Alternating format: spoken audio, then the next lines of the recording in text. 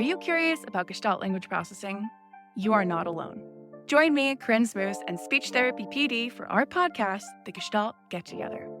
Our episodes try to balance the enthusiasm and excitement about GLP and its associated intervention ideas, as well as a healthy dose of skepticism about how to understand and integrate this paradigm shift into your career and the field at large. We hope that you can get together with us to learn more about Gestalts.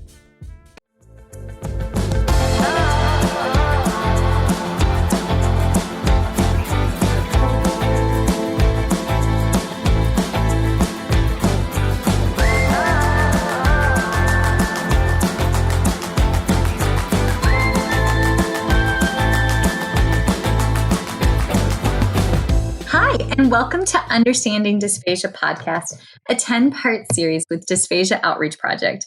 I am your host, Michelle Dawson, MSCCC, SLP, CLC, regularly the host of First Bite, Fed, Fun, Functional, a speech therapy podcast sponsored by SpeechTherapyPD.com. In honor of Dysphagia Awareness Month, the Dysphagia Outreach Project has pulled some of their amazing leaders together to share their knowledge with the world in hopes of raising awareness about dysphagia across the life continuum, as well as raising awareness regarding their dynamic volunteer work that Dysphagia Outreach Project does every day for individuals across the lifespan with dysphagia. And this episode is dedicated to the SLP's role in advocacy. Whoop, whoop. This is like a favorite topic of mine. So without further ado, please allow me to introduce today's guest. Jessica Conn is a visiting clinical instructor at Stephen F. Austin State University in some city in Texas. Jessica, how do I say that? Nacogdoches. There it is, with significant experience in the medical field. In addition to supervising graduate students in their on-site clinic, she teaches undergraduate and graduate coursework, including dysphagia and neurogenic communication disorders. Jessica is the owner and endoscopist of East Texas Swallow Diagnostics, a mobile fees company serving the broader East Texas area. Currently, Jessica serves as the Director of University Relations for Dysphagia Outreach Project, and Jessica is pursuing a PhD in Health Sciences at Northern Illinois University. Our other guest is Hilary Cooper, a self-proclaimed dysphagia nerd who has extensive experience with pediatrics and adults in a variety of settings. She owns North Louisiana Swallow Solutions, a mobile fees company. She also works as adjunct clinical instructor at University of Louisiana at Monroe. She's co-owner of Evolutionary Education Solutions, a CEU company. She serves as a peer mentor for the Medical SLP Collective and is the publication chair for the Louisiana Speech Language Hearing Association. She has found a love of all things teaching and shares her knowledge with universities and state SLP organizations around the country, and she's been featured on many SLP podcasts. Her love of advocating led her to create the Dysphagia Outreach Project, which is the project that brings her more joy than anything else and kind of the whole reason that we're here today. So can we get a whoop, whoop? That's where y'all say whoop, whoop. Okay. It was anything. So hi. Okay. So advocacy is my jam. I am past president of the South Carolina Speech Language Hearing Association, and I served as VP of Governmental Affairs. And that's how I got into the whole First Bite podcast piece, because knowledge should not be charged for. It should be free and it should be shared with the world. So this is one of my greatest loves. So Jessica and Hilary, I am honored and humbled that y'all are here today. So thank you for being y'all and for creating this amazing project. Like, this is, huzzah, well done. Well, thank you for having us. Yes. I'm talking over Jessica. Yes. No, thank you for having us. And honestly, everyone who's come into this organization is what makes it as amazing as it is. And everyone who's joined into our cause has that same passion for advocacy. So, I think it's something that binds us all together and keeps us moving forward, even though it's a lot of work. So excited to be here. Thank you. Yes, it's a lot of work. That's like the understatement of the century. Yes, but it is. Okay, so Jessica, let me start with you. Can you ever so briefly tell us kind of how you came to be an SLP and then kind of what pulled you into the Dysphagia Outreach Project? Yeah, Absolutely. So I always tell my students that it doesn't matter why you became an SLP. What matters is that you're here. So, for example, I wanted to own a daycare, and my best friend was going to major in speech path. And she's like, you need money for that, right? I was like, oh, yeah, I guess so. So then I took an intro class, and that was that. It sucks you in, right? Yeah, that intro class, and it's always my favorite one to talk to students about because you get to see a little bit of everything, and they just are so excited at that point. So I started off in an outpatient rehab clinic. I was very pregnant when I got hired for my CFY, so I was thankful to get a job. And I'm in a really rural area, right? No one has heard of Nacogdoches. It's not Dallas. It's not Houston. It's not Austin. We are I didn't even know how to say it. I know, it's so hard. And so I would have patients coming to me from 2 hours away, from 3 hours away, because we were the only outpatient office that took their insurance. And so I just really experienced the disparities in healthcare, especially in rural settings, and that I was the only person speaking up for these patients sometimes because they were just so isolated. It's not like in home health where you have access to nurses and your doctor really easily. When you're looking at outpatient in rural areas, it's pretty limited. And so when Hilary had started creating the Dysphagia Outreach with our co-founders, I really just wanted to make sure they understood, like, students need to be a part of this. Students need to understand how important it is to advocate for our patients, especially those with dysphagia, and how so many people don't get resources. And, and Hilary's been in rural areas, so she's always understood that. And so when they asked me to join as the university relations director, I was over the moon. So we actually begged her to join. I was like, I can't do this without you, Jessica. Your brain is brilliant and we need you. Please, please, please come join this thing. Twisted her arm a little bit and she came on board. So I had no idea that DOP had a university relations. And so I'm the clinic coordinator at Francis Marion University in Florence, South Carolina, and home of the Patriots. So huzzah. FMU.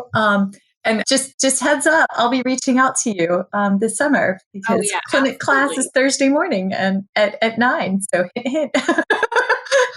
Zooming at its finest, right? We have a lot of really exciting projects that should be starting to come out, but anything in academia takes time to finalize. So we've got to get it there first. Yes, we've got some things that we've been working on for a good while now that aren't quite ready to be announced yet, but when they do, oh my goodness, game-changing stuff that Jessica's working on. It's amazing. That's awesome. Well, I will gladly and joyfully introduce you to Dr. Afua Ajapong. She's our voice and craniofacial specialist and the head of NISHLA. So I would love to introduce you to her because I'm sure our students would want to jump on. But yes. Okay. All right. Squirrel. All the squirrels. Okay. Now, Hilary, how did you become an SLP? And I know we're going to do a whole one on the history of DOP, but can you kind of snapshot us to how this came to pass?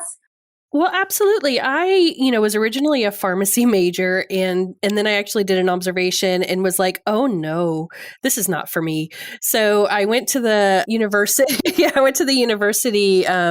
Career counseling office and they did a whole bunch of aptitude tests. And so they were like, you should be a speech pathologist. And I was like, okay, I'll try it. And, I went and took my intro courses and the rest was history. I just found a love for it. And I did my clinical fellowship in Louisiana and then moved up to the north part of Louisiana and opened a private practice and a whole bunch of stuff. And I, like Jessica, noticed specifically with my private practice when I was servicing home health patients that I had to buy them supplies so often that I started keeping blenders and thickeners in my trunk because it was such a frequent occurrence for me to go into a family's home and have them be on puree for, various reasons. And them not have a way to puree their food. And, they're telling me, well, I can't afford to buy a blender or a food chopper or thickeners. And so I was buying them out of pocket. And I started to ask myself, why isn't there, is maybe a food bank can help out for these people? And I looked around, couldn't find any resources to service specifically this population. And the food bank stuff was sort of hit or miss. Sometimes they would have things, sometimes, most of the time not. They didn't understand the need specifically. And so I just decided to say it out loud and make it happen. And a whole bunch of people jumped on board immediately. Jessica Lasky and Michelle Cafaro helped me get everything off the ground. And we put together a dream team of SLPs. And within, we've been over just a little over 2 years, and we've grown from, just me having a seed of an idea to us having over 100 active recurring volunteers, plus hundreds more on our list that we just don't have jobs for quite yet. And, we've helped hundreds of families, and we have a warehouse and all of that. So it's just mind blowing how it's grown from just a thought and an idea that I had to this, because so many people are passionate about the advocacy component of it, and they see the injustice in healthcare and the systemic inequality in our healthcare system. And this is a way to advocate for those patients to get what they need, but then also our longer term goal is to advocate for systemic change. You're talking to the girl who works in the Deep South and sees sexism every single day. Absolutely. Absolutely. And it's the people who have the least that are put in these situations where they have to choose between providing their family member with what they need or paying the electric bill. And it's heartbreaking. Oh my gosh, so much. Yes. Our university is at the start of the I-95 corridor of shame. That's like historical reference. There's a lawsuit called the Abbeville School District lawsuit, because the I-95 corridor of shame, there's 22 school districts that have sued our state successfully. And it's still taking 21 years, and they're still in the process of justifying and getting tax dollars to those school districts because of racial disparity. So, yeah, and it's everywhere. I think it's boggling to my mind that Medicaid will pay for a feeding tube for a child or an adult with so many supplies that they're literally begging people to take them away from them, because we get calls and emails all the time asking us to take that stuff, which we don't currently. And but they won't pay for thickener, or they won't pay for adaptive equipment to keep someone on an oral diet, or they won't purchase, specialty bottles to keep a child on an oral diet, but they'll pay for a feeding tube and in the procedure to get all of that done. And it just boggles my mind that is a problem that we have. So one thought, thinking out loud, and I'm going to put this in the universe, my future sister-in-law, as long as my kid brother doesn't mess things up, and I will cut him if he does, because I claim my sister-in-law, even though she's not technically my sister-in-law, she's a national lobbyist with National Down Syndrome Society. And Nicole knows amazing, kind-hearted, passionate people. And that has to be a national change in order Absolutely. And part of that is sidebar. Absolutely. And we do have a research project going on right now to sort of define that problem, because I feel like if we were to go to Congress right now and say, there's a problem, they're going to say, okay, show me the numbers. Guess what? There are no numbers. So I'm currently working on a research project to help put numbers to the problem so that we can then advocate to it.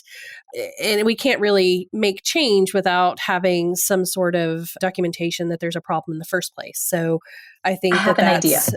Okay, that's a phone call conversation, baby. I gotta keep us on track. But y'all, this is how advocacy happens. You have a conversation with a colleague, identify the problem, but in one breath, it is insufficient to raise awareness about a problem unless in that second you work to resolve it. And if you've ever heard me on First Bite, it is that second breath. Pull up your big girl drawers, put them on, keep on trucking. Okay, squirrel. So many joyful things are happening. Okay, talk to me about what is advocacy. I mean, I think you led into it right there. Advocacy without action is just education, which is an important step, and you have to have it, but you need that action there. So when we look at advocacy, there's the traditional view of it's going and it's changing or recommending a change to policy, right? That's, I think, what most people understand it as. If you go to the research, there's not any research. There's one article where they went to occupational therapists, like, what is advocacy? What does that word mean to you? And it was a small study, but that's really almost it. If we look at the nursing literature, there's a little bit more. Of course, their role is a little different than ours with patients. But there's one article, it's patient advocacy in nursing, a concept analysis, and they have 5 kind of components of advocacy, and I just really love it. So the first one is safeguarding, making sure that there are no medical errors. Again, nursing has a different role in this, but we have a huge role in this, especially with dysphagia, making sure that they have, an appropriate diagnosis, that they're on, the best diet for them, the diet consistency for them based off deficits and their personal preferences, not just our opinion. The second component is appraising the patient. So giving them the information about their diagnosis, making sure they fully understand it, valuing the patient. We are helping them to make their decisions freely, mediating for them, being that liaison. And I think especially SLPs feel this. I always joke it's like we're a social worker, a nurse, a teacher, and a SLP all rolled into one sometimes. And then that fifth attribute is the traditional championing for social justice. And I just really love those components. I think that breaks it down pretty succinctly so that you can see the roles that we have with these patients. And I think it's interesting that I was talking to Dr. Kate Crivel about advocacy, and, she had started talking to her graduate students about it. And she said when she asked her SLP graduate students, what is advocacy? Their answer was almost invariably, posting on social media about something. Missing all of this. So I think that goes back to we should be teaching advocacy in our graduate level curriculums so that they know that it's more than just getting on social media and posting an image or supporting something or donating to a campaign. It's more than that, and that we can bring a lot of different advocacy tools into our daily practice with our clients. So that last part of the definition, can you read that one more time, Jessica? The championing social justice? Yes, that right there. That's our sweet friend, Kelly Caldwell. Mm-hmm. This is my opportunity to give credit where credit is due. Yes. Kelly, that is advocacy and action. I'm biased. I'm a Skisha girl, but Kelly is the current VP of Governmental Affairs for the South Carolina Speech Language Hearing Association. She was able to listen to our members complain about our patients were having a difficulty accessing clinicians, accessing speech language pathologists for services that were necessary because for some reason, simply our CPT codes went erroneous. They ended up on the CPT code for dysphagia eval ended up on the midwife CPT code list in this in the Medicaid manual because, midwives are really good at diagnosing dysphagia.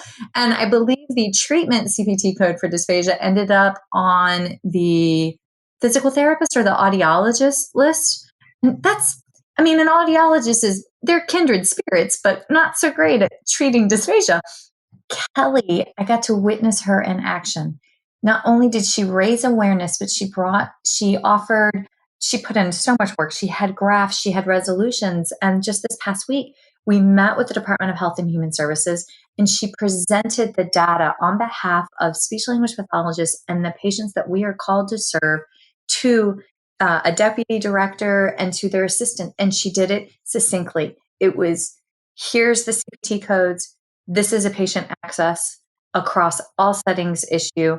And this is the appropriate reimbursement rate, advocating for our profession as well. And it was fantastic. The deputy director thanked her and graciously multiple times and asked for 2 immediate follow-up meetings so that they could rectify the problem that she identified and worked tirelessly to resolve. And here's the thing.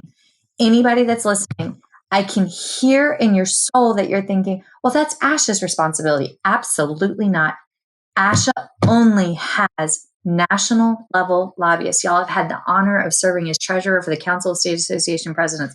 I can tell you right now, ASHA does not have representation at the state level. That is your state association, which I'd like to point out a lot of your DOP volunteers are involved in their state associations. Yes, we are. And I think that that's where, like our state organization right now is advocating for caseload caps for SLPs in the school systems. And, there's so many really valuable, we just advocated for participation in the Interstate Compact with Licensure Compact. Y'all got it approved. We did, yes. It's been adopted in 10 states now, so it's moving into the next phase, and then more states are going to be added to it. So those are the things that happen at the state level. So, as a member of, the board member of the Louisiana Speech Language Hearing Association, I think that it's okay. I hear a lot of people say, well, ASHA doesn't do this and ASHA doesn't do that. But what have you done to join your state organization to make those meaningful changes? I had people complain that Louisiana wasn't very dysphagia inclusive or med SLP inclusive. And so I went to the board and I was like, hey, can we make our conference more med SLP inclusive? And now we are. It's a solid 50-50 with the medical and then the school-based stuff. So I think that you can make changes. You just have to get out there and do it. I had one of my mentors, Teresa Richard, actually told me, you have two choices. You can either complain about something, that's not the word she used, but you can either complain about it or you can do something about it. And, that's why that was the inspiration for me starting my mobile fees business. And that was the inspiration for starting, one of the things that helped me get the confidence to start the Dysphagia Outreach Project and, various other projects that I've been doing since then. It's like you either can complain about the problem or you can put your feet down on the ground, put one foot in front of the other and make it happen. Yes. My daddy told me that. He said, darling, you can fuss, again, not the exact word, about an issue, but with that next breath, put big girl britches on and work to resolve it. That's where that phrase comes from. My dad in White Oak, Virginia, which is basically known for its one stoplight and its lean-tos. And I come from a long, proud line of fine distillers back in the woods. It's all right. My entire family has all of their teeth, so I have that credit. I mean, you go a couple generations back, not necessarily the case, but I mean, clean up all right. Okay. All right. So we talk about SLPs and the role of advocacy, hint, hint, volunteer with the State Outreach Project, volunteer with your state association. Those will be game changers. But what about for our patients and our caregivers advocating for their patients with dysphagia? Can we talk about that level of advocacy? Because that's sometimes harder. No, and I think a lot of the times the quick answer is, well, just educate yourself, learn all about it. But that's not fair for us to put that entire burden on them. So to put it more succinctly, when you have a loved one or you are a patient with dysphagia, pushing for that instrumental swallowing assessment, finding out what's actually going on in its entirety. Absolutely. And this is something that I run into is, you may have a healthcare provider who's not willing or able to do instrumentals.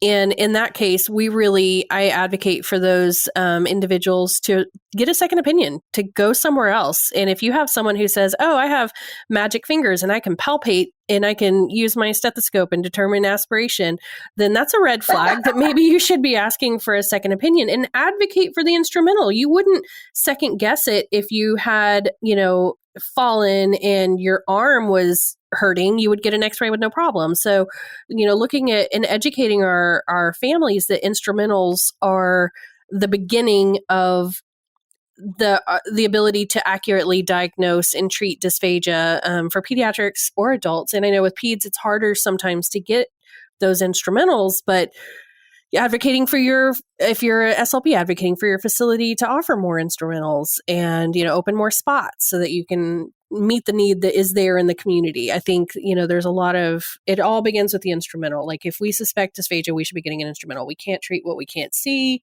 And the instrumental is the place to start. So my CF was at a rural hospital way out in the country, Riverside, Walter Reed, and in Gloucester County, Virginia. Gloucester County's one claim to fame is that Walter Reed was born there. So everything is congratulations. We're thriving on the 1700s. And anywho, so That was my CF. I was the first full-time SLP at a rural hospital treating inpatient, adults, outpatient, everything from 2 to 99, right? They would send their patients, if they were medically stable, 45 minutes to the nearest hospital that had capacities for instrumental. Now you're talking, this is Michelle and her CF, who's naive and thinking that everybody has easy access to an instrumental. Like that's, you go through grad school and you learn best practice, and then you enter your CF and you're like, holy crap, the world's horrible because it's rubber meets the road. Y'all, I had to put together a package on cost risk benefit analysis, or some combination of those words. And then after all of that work of preparing the cost of the modified chair, the cost of the barium, the shelf life of everything, there I am, like this 24-year-old kid wet behind the ears. Well, I was 26, but like still trying to put it all together. At the end of the day, my PT manager turns to me and he goes, Michelle, you're going before a board of 60 to 70-year-old men. It's like, okay. He goes, wear the red dress with the black boots. And I was like, I'm sorry, what? He goes, wear the red dress with the black boots. That will give you the approval that you need. And honest to God, I don't think they looked at any of the numbers aside from the red dress and the black leather high boots. But you know what? We got the necessary equipment. Now, I'm not advocating that y'all go out buy a red dress and black boots. But at the end of the day, I don't know if it was my benefit package or the outfit. That's embarrassing to admit, but we had to advocate. And it was rural, older, middle-aged doctors. So, I mean, I think that brings up a really good point, though. And that's when you are advocating, you need to know your audience, what their perspective is and what's important to them. They didn't care about the dirty old men. benefits of the patients. I mean, they probably cared about the money maybe. And so maybe the money wasn't so outrageous, but then you had, I guess, good advice for the time. And that's so unfortunate. Girl, I live in East Texas. I promise I know and have seen that happen too. But you do have to know your audience. If you're advocating to an administrator, speak their language. If you're advocating to another doctor, speak their language. If you're advocating to SLPs, to patients, to family members, to whoever, what you say to them is going to be different. Yes. If you're advocating to the CNA as to why they actually need to utilize thickener, make sure it doesn't come across as condescending. Right. You're on a team together. Yes. And that I have witnessed. And pediatrics, pediatric feeding disorders, y'all, that world between colleagues, I mean, just, it can be nasty. No, it really can. And I don't know why that has evolved in that manner, but it's become who's the better clinician based upon who can make a better TikTok. The tick of the talk does not tell you your clinical skills, right? Absolutely. And I think, it's that way in adult dysphagia as well. I think that we're so quick to cut each other down instead of lifting each other up for the things that we're doing amazing. And my philosophy has always been to not engage in that ugliness and just do my best to help people rise up every day. And, because of that, I have made some of my best friends that I will have my entire life because of, just being willing to answer questions of clinicians on Facebook and engaging in conversation and educating our peers in things and being open to do it rather than looking down and saying, oh, you do that? Okay, well, maybe I used to do that 10 years ago before I learned better. Yes, that's just it. You learned better. Evolution and clinical skills, knowledge. Yes. And the patients and their families, they're not blind to all of this going on. I mean, they can see it and they can feel it. So being able to empower the patients and the SLPs around you to empower their patients, that it's the patient's right to make these decisions. It's not because you are the be all end all of knowledge on this topic. It's still up to the patient. Absolutely. And one of my favorite things to educate our patients about is the Patient Self-Determination Act of 1990. It's one of the areas that I feel clinicians don't know about as much as they should, and families certainly don't know about it.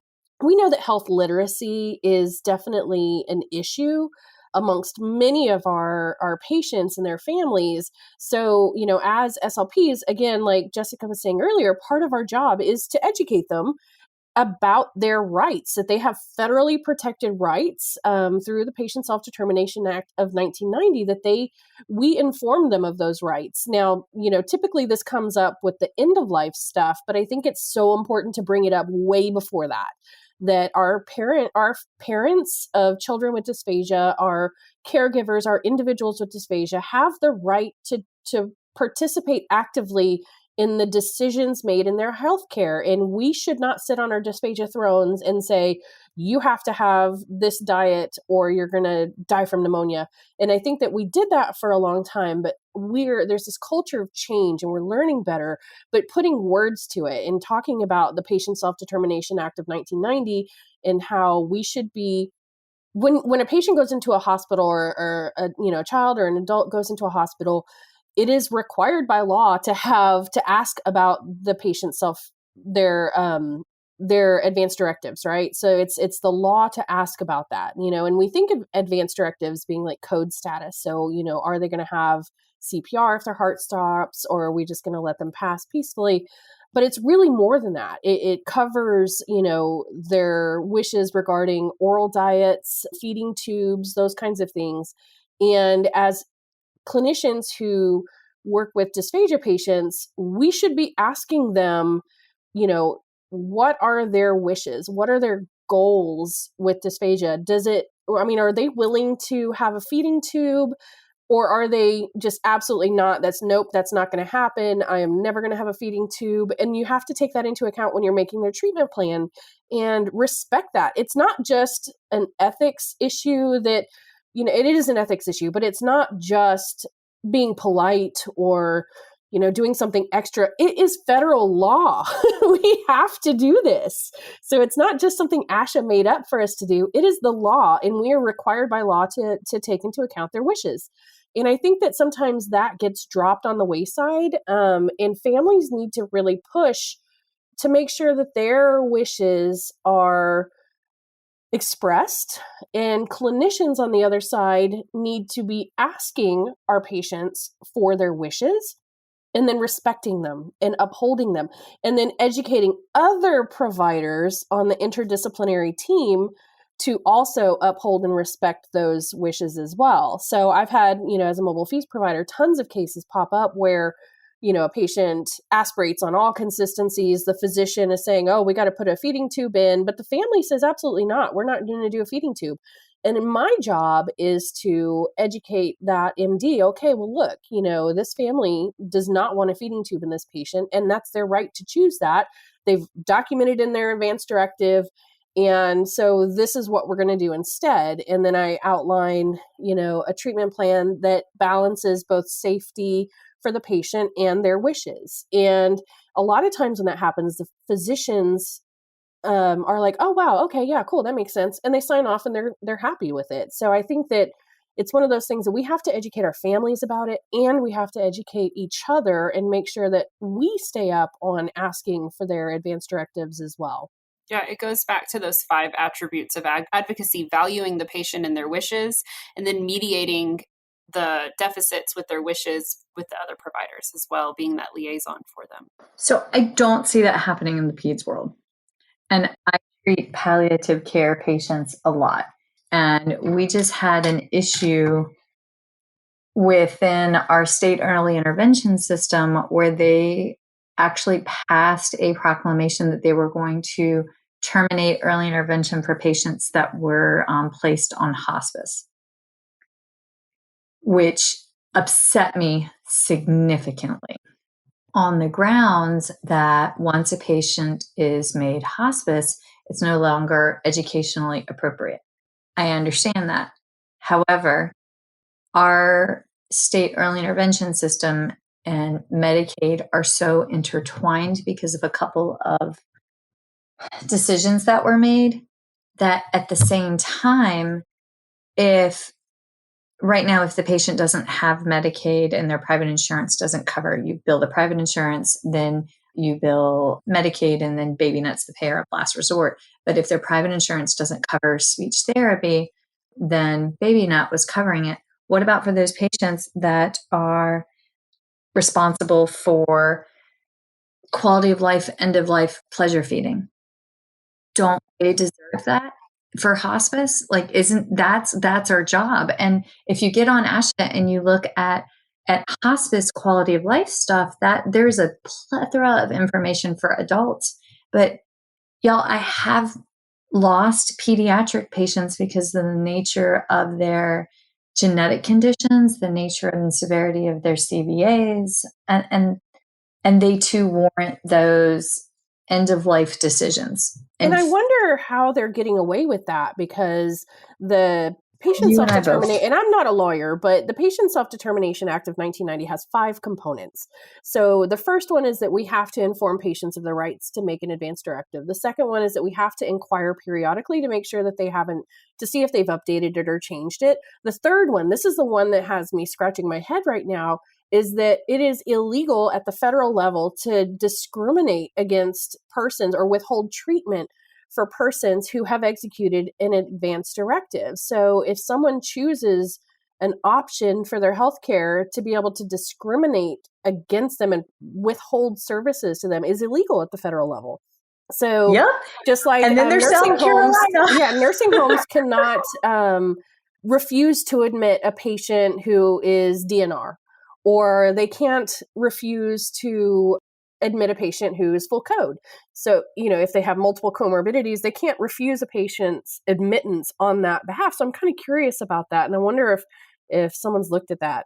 But then the fourth component is to make sure that we are also upholding their advance directives and their wishes to the extent that it's legal within the states.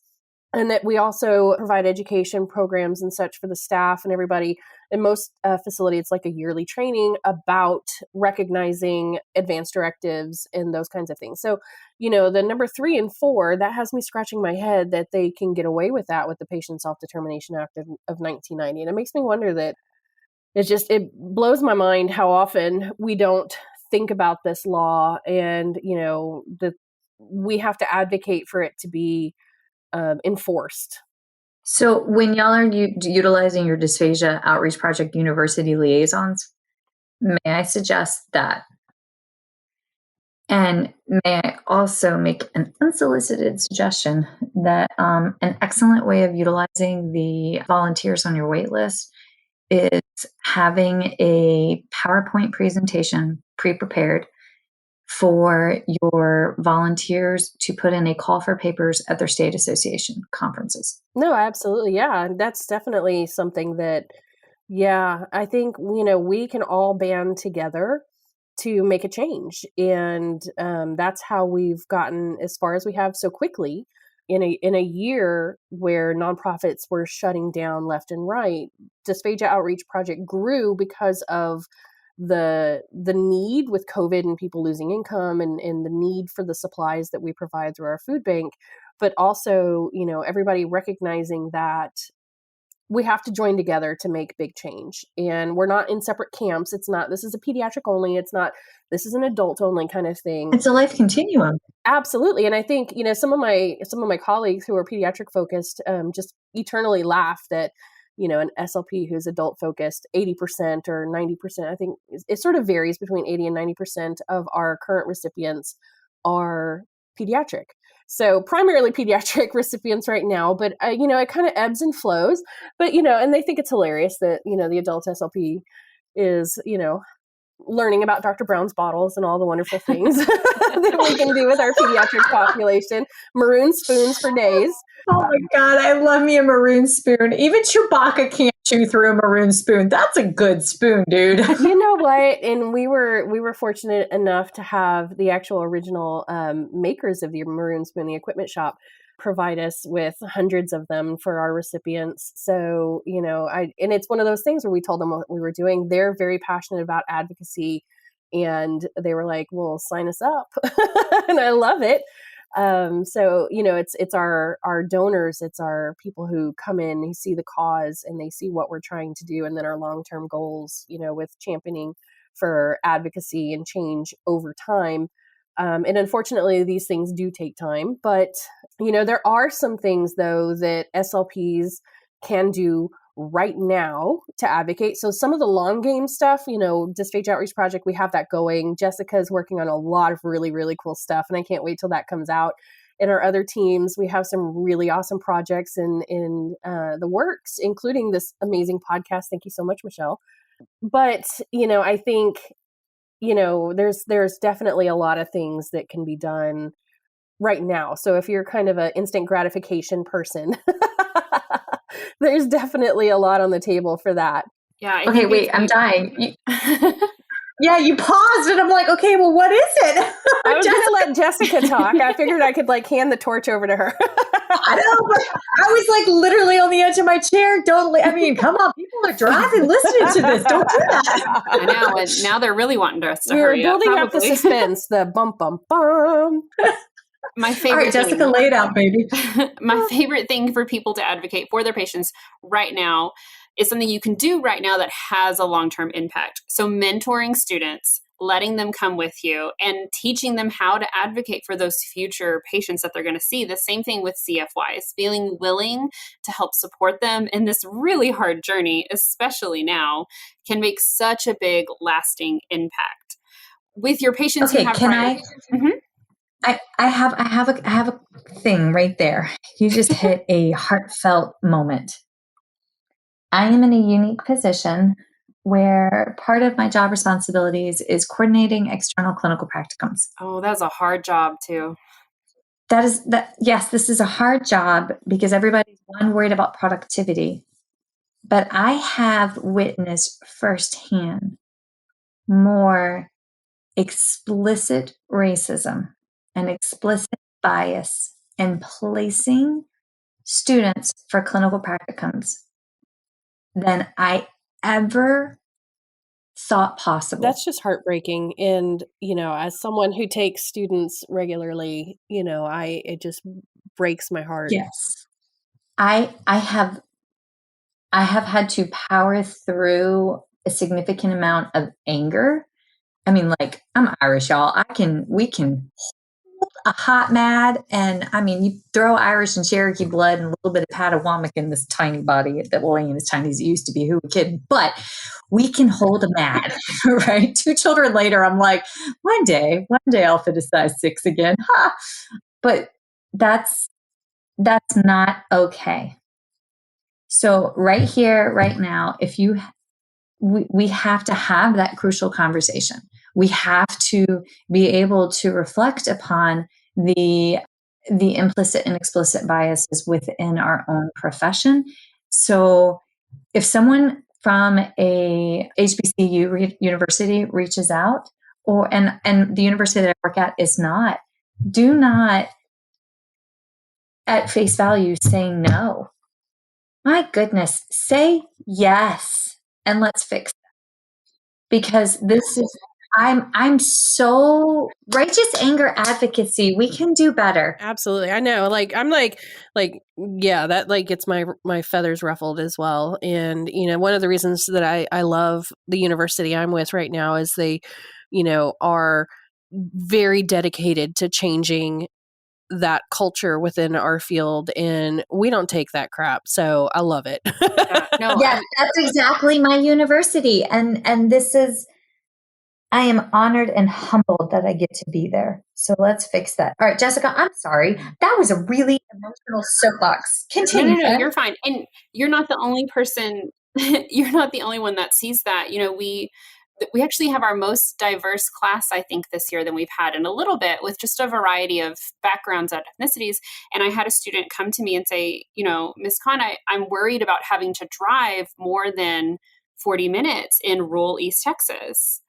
And so we tried to take that into account for her, because that was an experience that she has had that we probably wouldn't have ever even considered, because it hasn't been our experience. And we need to be really proactive of looking at all of the possible experiences that the students under our care are going to have. And it's just, so many people are not willing to even just try to look and understand it. And that's just infuriating. And it's the same thing with patients. So many of us with our patients, look at them, we're like, okay, well, here are my beliefs. Here's what I think. So this, obviously that's how you think too. That's how you make decisions. And that's probably not the case for the most part.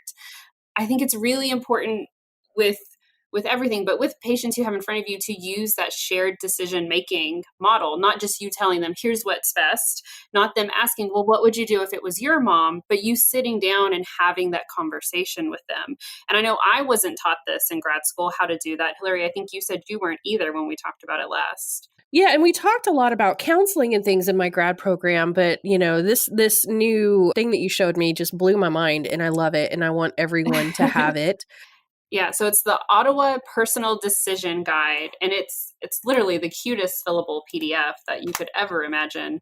But it walks you through how to make a decision, and you can use this for anything. So when I taught it in class, we all were trying to decide where to eat for dinner, even though everything was closed because it's a night class, and it was depressing. Wait, one that's terrible, but what is it called? The Ottawa Ottawa Personal Decision Guide. Okay, I found the Ottawa Decision Support Framework. Apparently, Ottawa is the place to go, and I don't know how to spell Ottawa. So that I just learned a lot about myself in a brief period of time. Yeah, and we'll be able to get the link out for people when this podcast airs. That way they can go to it. But I mean, it takes the individual's knowledge, their values, how certain they feel about a decision, what support they have, and it factors all that in to kind of just lay it out in front of them to help make that decision. And, as SLPs, like, we're checking, okay, do you really understand the benefits and risks of this decision? Do you really understand the social impacts of being on a diet that's maybe not something you can find easily at a restaurant, or that has extra prep? And it walks through all these things to just kind of bring them to that decision. And at the end, it says, are there any other factors?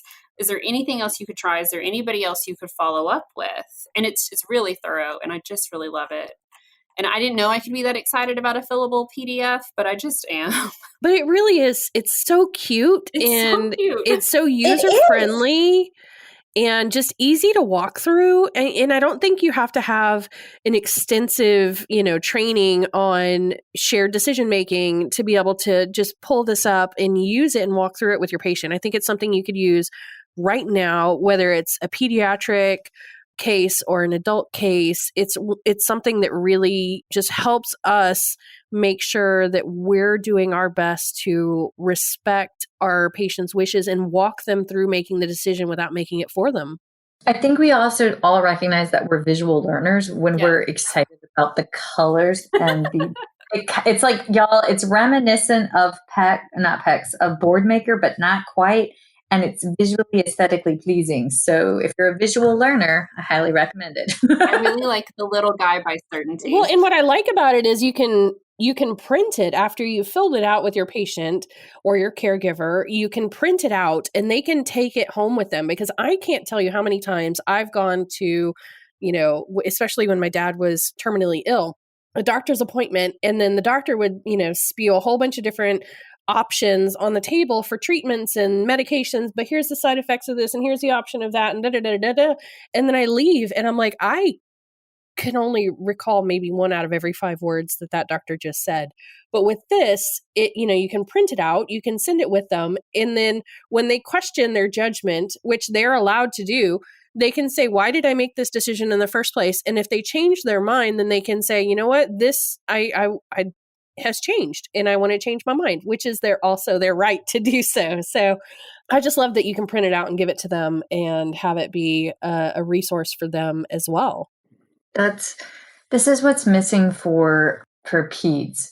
There's questions and surveys out there for parents of children with like swallowing disorders, for like decision-making trees, but nothing that's as functional. And like, you try to apply the FIM scores for peds, but then you're basing that upon the caregiver and not the child.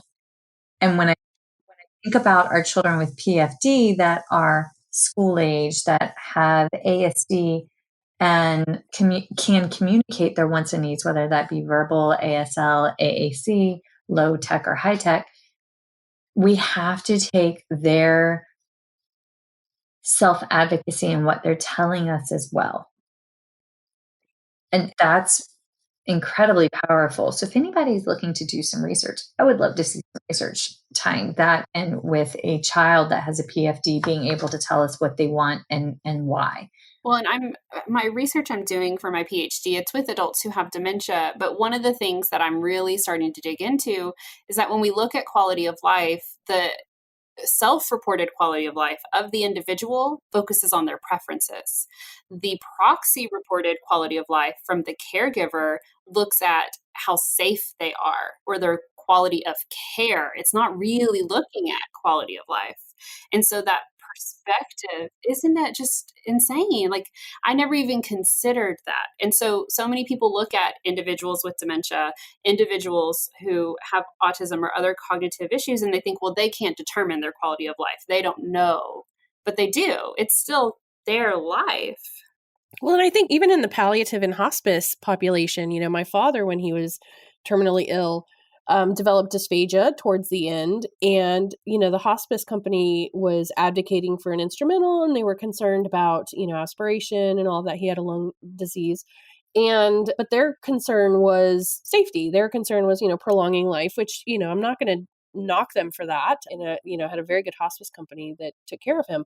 But at the end of the day, as his POA and as a dysphagia specializing SLP, I had to say, no, we're not going to do an instrumental. No, he's going to eat whatever he wants to. This, it's that don't order tests that don't affect the management kind of situation.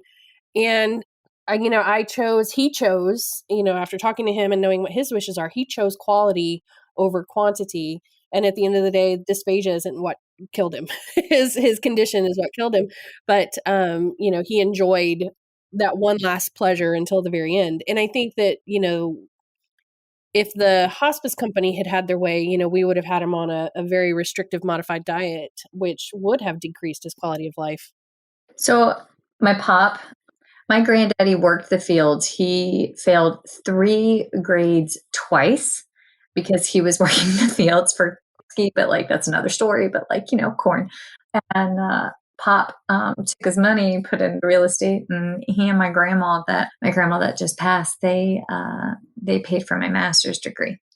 And Pop's version of high quality meals was a Arby's roast beef and cheddar cheese sandwich with extra roast beef. And you know what he wanted right up until he couldn't chew anymore was an Arby's roast beef and cheddar cheese sandwich with extra roast beef, which is so many synthetic things, I feel like, especially back in the day. But quality, man, quality right until the end. But our tiny humans want that too. And that's where adaptive equipment comes in. I had one little guy who was born without his brain, and he only had a brain stem, but he had a brain stem and a tiny little bit of what they thought was a cerebellum potential. It was very unclear. And he lived until he was almost 6. And he had a beautiful suck, swallow, breathe cycle until he had a stroke in his brainstem, and then subsequently lost it. But I know anatomically he should not have been able to track and hear, and I get that, right?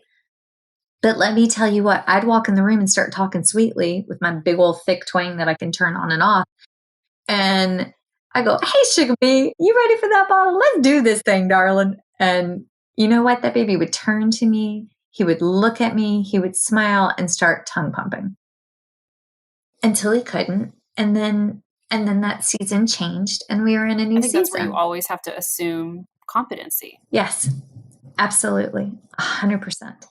Also, how cool is it that we get to do this? I mean, we get to help our patients break bread, and that's beautiful. It is such and I'm in Louisiana. You're in the South. Jess is in the South. Here in the South, meals are. We feed people. It's such a social. I mean, it's that way everywhere. But when someone's having a hard time in their life, what do we do in the South? We bring them a casserole. I was going to say, I make mac and cheese, baby, or I bake you some cookies. We bring them a casserole. It's a comfort thing. It's a sign of love. It's a way to show respect. And it's just such a big component. It's such an emotional component. And being able to encourage participation in that is probably one of the favorite things that I do, is to be able to allow someone or enable someone using fees and lots of compensatory strategies to be able to stay on that oral diet as long as possible in our geriatric population, and doing the best I can to respect their wishes and advocate for each patient that I see. And I love that about our field. I could always tell when somebody had died in my family, because it was the one time grandma would make yeast rolls. So if you came home and you could smell the yeast rolls when you got off the school bus, somebody somewhere has been called to the other side. But right. Yeah. Yes.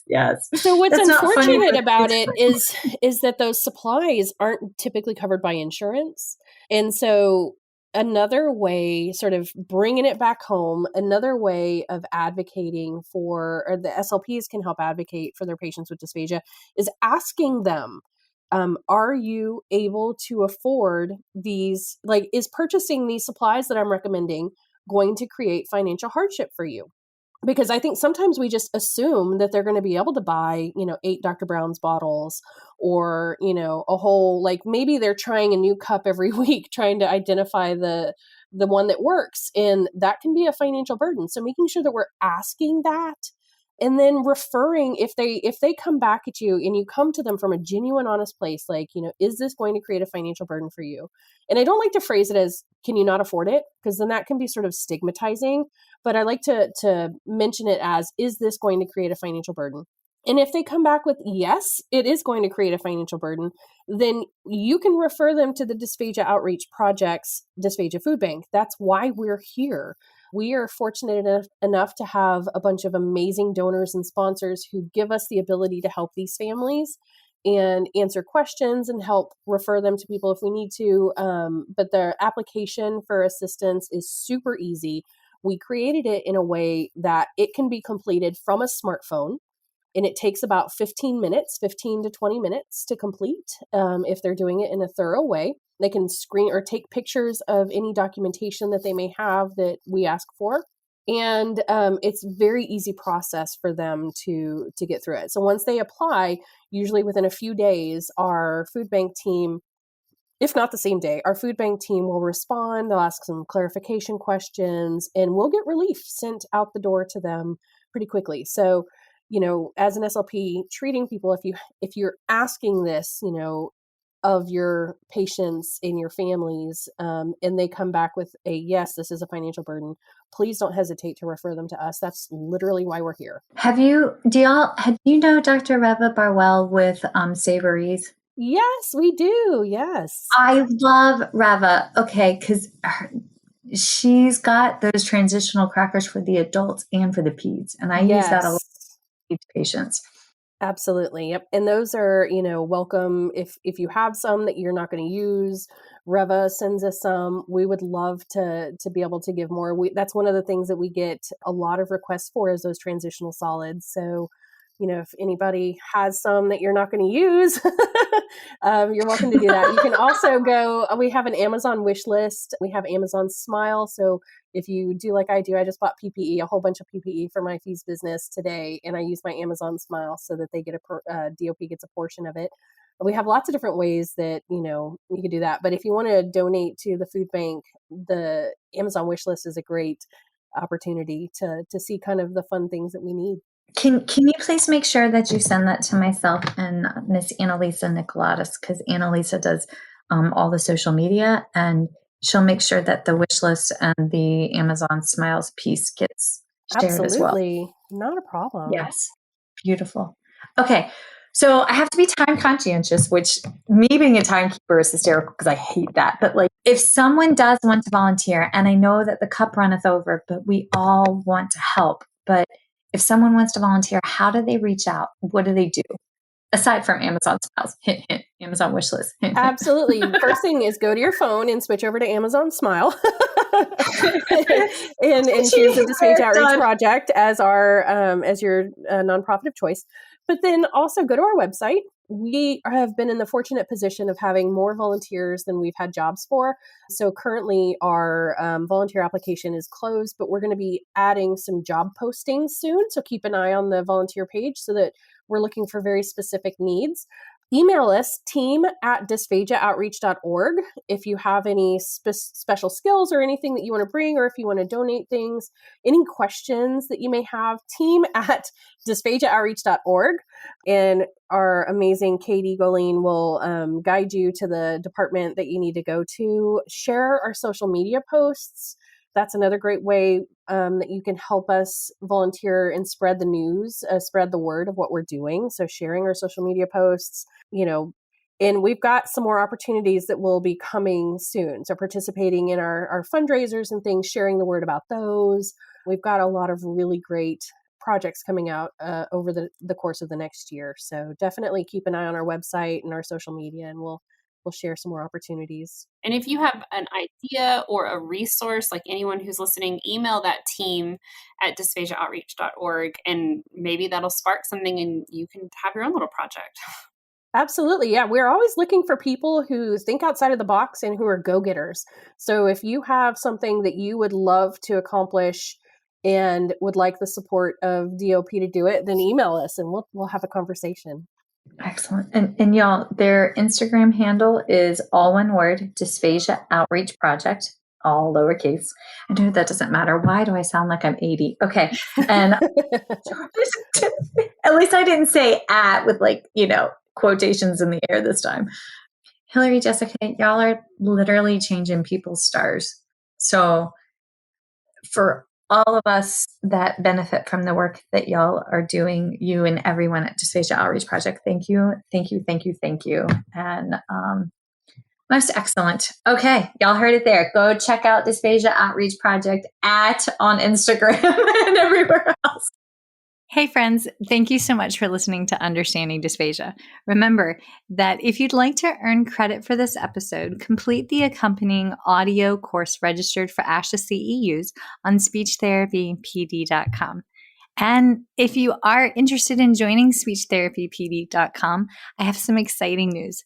This month, in honor of Dysphagia Awareness Month, June 1st to June 30th, 2021, for every registration with speechtherapypd.com that uses the coupon code capital D, capital O, capital P for Dysphagia Outreach Project, $10 will come off every single subscription, every price, whether you want the little package or the big package, and that $10 will in turn be donated to Dysphagia Outreach Project.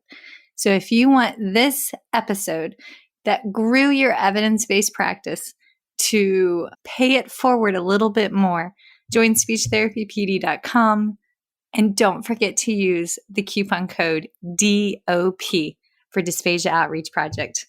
Happy learning, y'all.